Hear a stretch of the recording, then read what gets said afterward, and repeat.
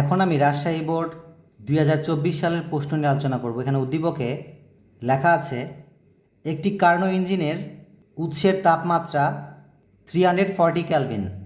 এই তাপমাত্রায় ইঞ্জিনটি উৎস হতে 2200 জুল তাপ শোষণ করে এবং তাপগ্রাহকে 240 ক্যালভিন তাপমাত্রায় 1200 জুল তাপ বর্জন করে। গণক প্রশ্নে লেখা আছে উদ্দীপকের আলোকে এন্ট্রপির পরিবর্তন নির্ণয় করো এবং ঘ নং প্রশ্নে লেখা আছে ইঞ্জিনটির উৎসের তাপমাত্রা 120 ক্যালভিন বাড়ালে দক্ষতার কিরূপ পরিবর্তন হবে গাণিতিকভাবে উপস্থাপন করো। এখন আমি গ নং প্রশ্নের সমাধান করব, অর্থাৎ উদ্দীপকের আলোকে এন্ট্রপির পরিবর্তন নির্ণয় করব। সুতরাং গ নং প্রশ্নের উত্তরে লেখা যায়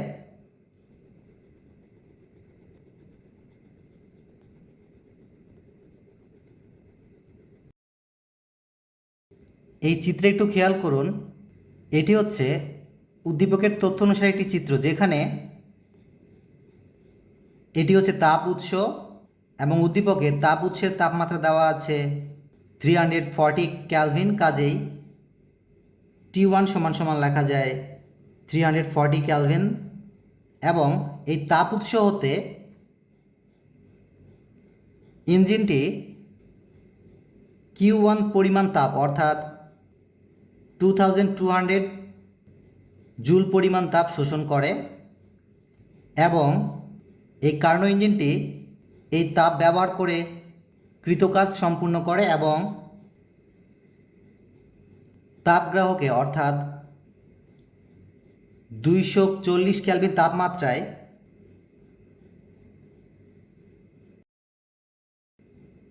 Q2 পরিমাণ তাপ অর্থাৎ 1200 জুল তাপ বর্জন করে। এখন আমরা উদ্দীপকের এই তথ্যের মানগুলোকে কার্নোর চক্রের লেখচিত্রে অঙ্কন করি। অতএব এখানে একটু খেয়াল করুন, এটি হচ্ছে কার্নো চক্রের লেখচিত্রের অঙ্কন, যেখানে 4টি রেখা রয়েছে। এই অংশটি হচ্ছে সমস্ত প্রসারণ অংশ, এই অংশটি হচ্ছে রুদ্ধতাপে প্রসারণ অংশ, এই অংশটি হচ্ছে সমস্ত সংকোচন অংশ এবং এই অংশটি হচ্ছে রুদ্ধতাপী সংকোচন অংশ। যেহেতু ইঞ্জিনটি 340 ক্যালভিন তাপ উৎস হতে তাপ শোষণ করে, সুতরাং T1 সমান হবে 340 ক্যালভিন এবং শোষিত তাপের মান অর্থাৎ Q1 এর পরিবর্তে হবে 2200 জুল এবং ইঞ্জিনটি যেহেতু 240 ক্যালভিন তাপগ্রাহকে তাপ বর্জন করে, কাজেই T2 পরিবর্তে হবে 240 ক্যালভিন এবং বর্জিত তাপ অর্থাৎ Q2 মান হবে 1200 জুল। সুতরাং এন্ট্রপির পরিবর্তন সূত্র অনুসারে লেখা যায়, আমরা জানি এন্ট্রপির পরিবর্তন অর্থাৎ DS সমান হবে Q1 divide by T1 minus Q2 divide by T2, বা DS সমান এখানে Q1 এর পরিবর্তে হবে 2200 ডিভাইড বাই T1 এর পরিবর্তে হবে 340 মাইনাস Q2 পরিবর্তে হবে 1200 ডিভাইড বাই T2 পরিবর্তে হবে 240, বা DS সমান ডান পাশ অংশকে হিসাব করলে পাওয়া যায় 1.47 এবং এন্ট্রপির পরিবর্তন একক হবে জুল ক্যালভিন ইনভার্স 1। অতএব উত্তর হিসেবে লেখা যায় উদ্দীপকের আলোকে এন্ট্রপির পরিবর্তন সমান 1.47 জুল ক্যালভিন ইনভার্স 1। এখন আমি ঘ নং প্রশ্নের সমাধান করব। ঘ নং প্রশ্নে লেখা আছে ইঞ্জিনটির উৎসের তাপমাত্রা 120 ক্যালভিন বাড়ালে দক্ষতার কিরূপ পরিবর্তন হবে গাণিতিকভাবে উপস্থাপন করো। অর্থাৎ ঘ নং প্রশ্নের সমাধানে আমরা দুইবার দক্ষতার মান নির্ণয় করব।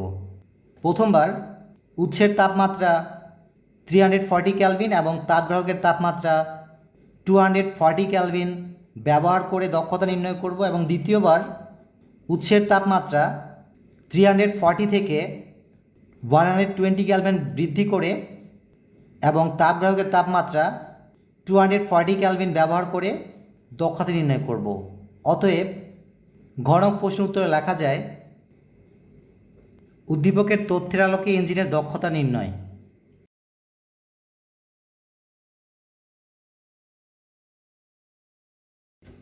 এই চিত্রে একটু খেয়াল করুন, ইঞ্জিনটির তাপ উৎসের পরিমাণ অর্থাৎ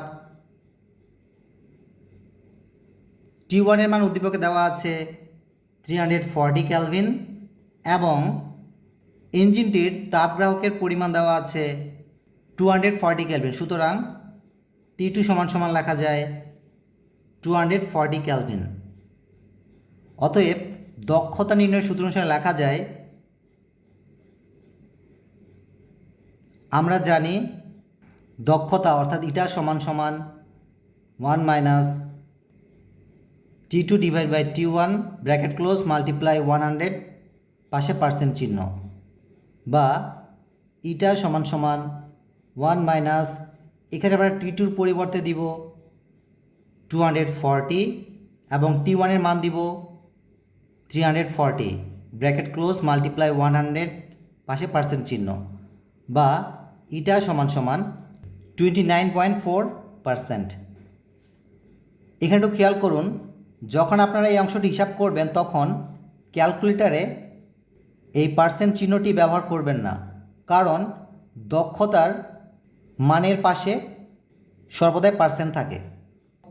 এখন আমরা তাপ উৎসের পরিমাণ 120 কেলভিন বৃদ্ধি করে ইঞ্জিনের দক্ষতা নির্ণয় করব। অতএব লেখা যায় তাপ উৎসের তাপমাত্রা 120 কেলভিন বৃদ্ধি করলে ইঞ্জিনটির দক্ষতা হবে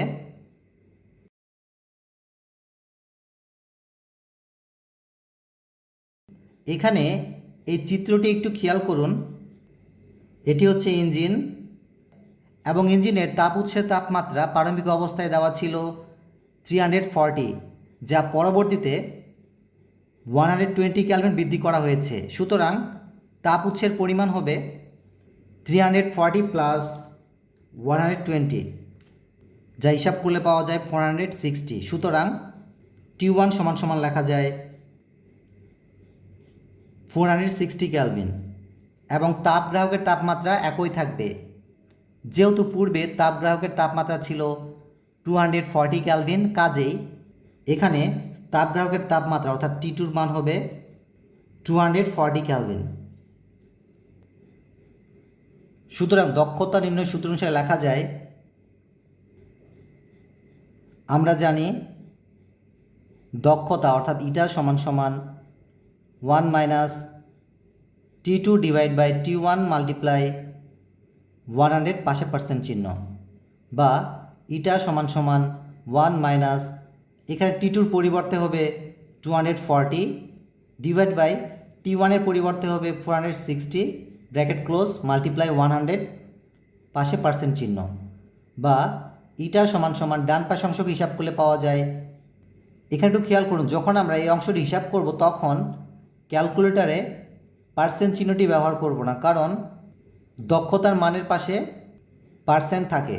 অতএব ডান পাশে অংশ হিসাব করলে পাওয়া যায় 470.8%। সুতরাং প্রথম অবস্থায় দক্ষতার মান পেয়েছি 29.4% এবং তাপমাত্রা 120 কেলভিন বৃদ্ধি করলে ইঞ্জিনের দক্ষতা পেয়েছি 47.8%। অতএব বলা যায় তাপমাত্রা বৃদ্ধির সাথে সাথে দক্ষতা বৃদ্ধি পায়। সুতরাং দক্ষতার বৃদ্ধির পরিমাণ সমান লেখা যায় 47.8% মাইনাস 29.4%। এই অংশকে হিসাব করলে পাওয়া যায় 18.4%। অতএব উত্তরে লেখা যায় ইঞ্জিনটির উৎসের তাপমাত্রা 120 কেলভিন বৃদ্ধি করলে দক্ষতা 18.4% বৃদ্ধি পাবে। সকলকে ধন্যবাদ দেই শুধু শোনার জন্য।